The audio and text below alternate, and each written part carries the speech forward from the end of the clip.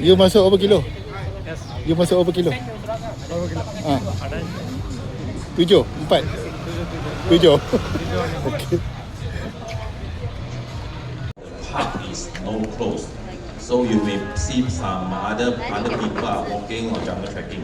Okay, and then keep left all the time. All right, keep left. Whoever want to overtake, just say on your right, and you overtake on your right, and you run all the way. Keep left, and of course, safety first, and do not littering or rubbish throw anyway. Aiman.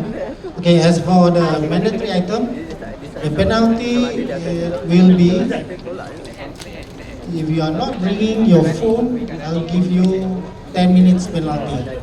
That means whatever timing that you do, I add up another 10 minutes. Okay or not? Okay. Fair enough? Okay. As for the hydration, you need to carry 500 ml of water capacity, not the water itself, but the capacity. Either you bring the hard water, the soft flask, or the hydration bag, it's okay. As long minimum is 500 ml. Those potential who are not added to the. Okay, remember keep to your left, remember the signs and the 2 ribbons.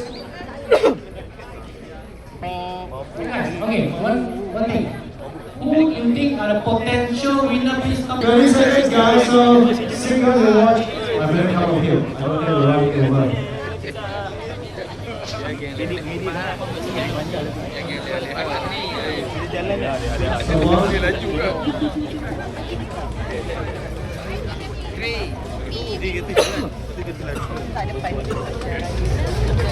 Alright, ready, runners?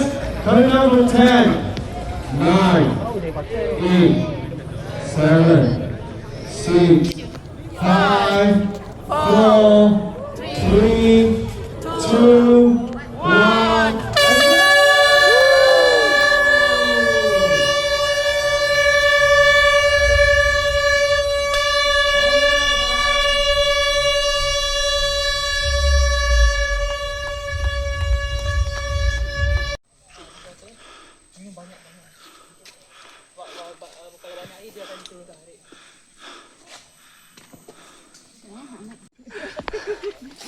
Kata-kata semangat bang.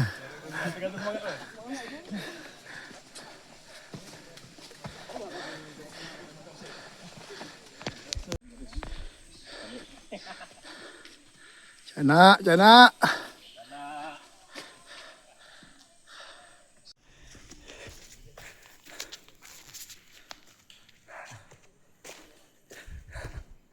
Oh, pingsan.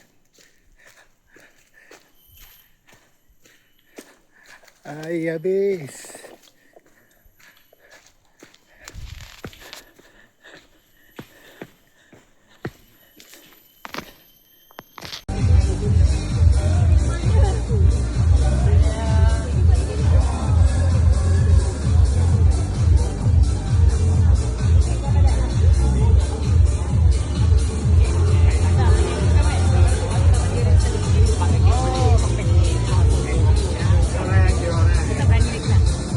keluar awal.